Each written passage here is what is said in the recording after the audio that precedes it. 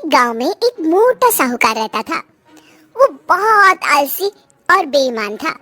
दिन भर अपनी दुकान पर बैठा नौकरों पर हुक्म चलाता और ग्राहकों को सामान को कम तौल के देता।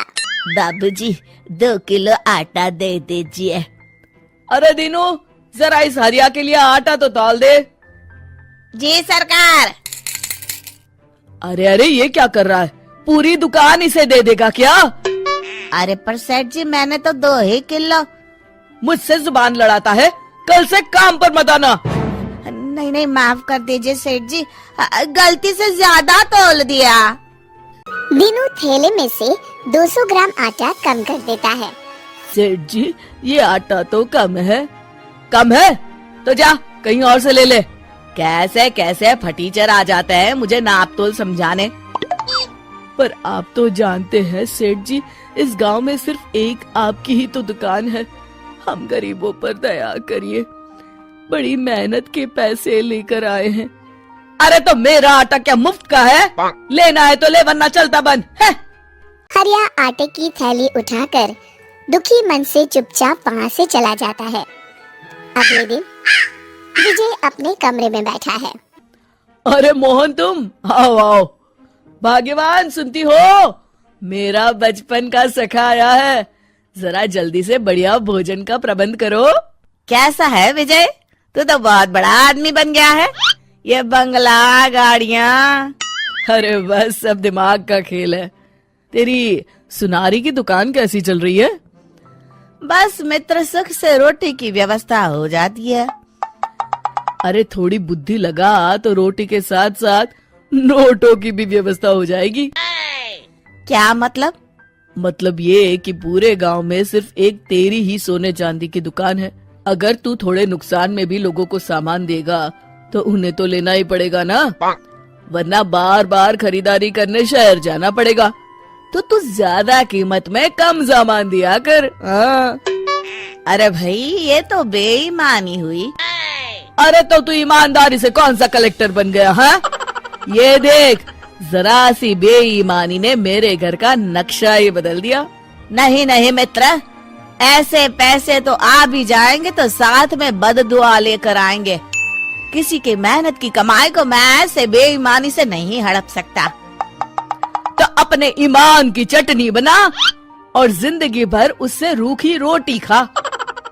ऐसी बात नहीं है मित्र, मेरी मानो तो तुम भी ये सब काम छोड़ दो, वरना एक दिन पछताना पड़ेगा। तभी विजय की पत्नी खाना लेकर आती है। रहने दीजिए भाभी, इस पाप के 56 भोग के आगे मेरी मेहनत की रूखी रोटी ही भली है। मैं चलता हूँ। कुछ दिन बाद विजय के घर इनकम टैक्स की रेड पड़ जाती है। हे भगवान, इन्हें मेरा पता किसने दे दिया? तुमने पिछले 10 सालों से इनकम टैक्स जमा नहीं किया है। तुम्हारी दुकान, जमीन, जायदाद सब जब्त किया जाता है। हाय, मैं तो बर्बाद हो गया। विजय की दुकान और बंगले पर ताला लग जाता है। वो झोपड़ी में रहने पर मजबूर हो जाता है।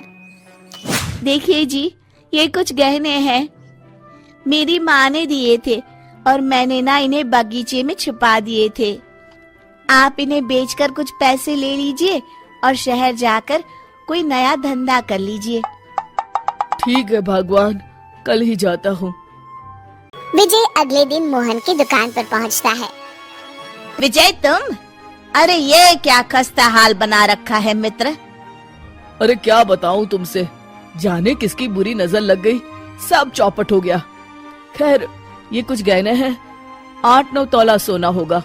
मुझे इसके बदले पैसे दे दो, कुछ नया इंतजाम करता हूँ।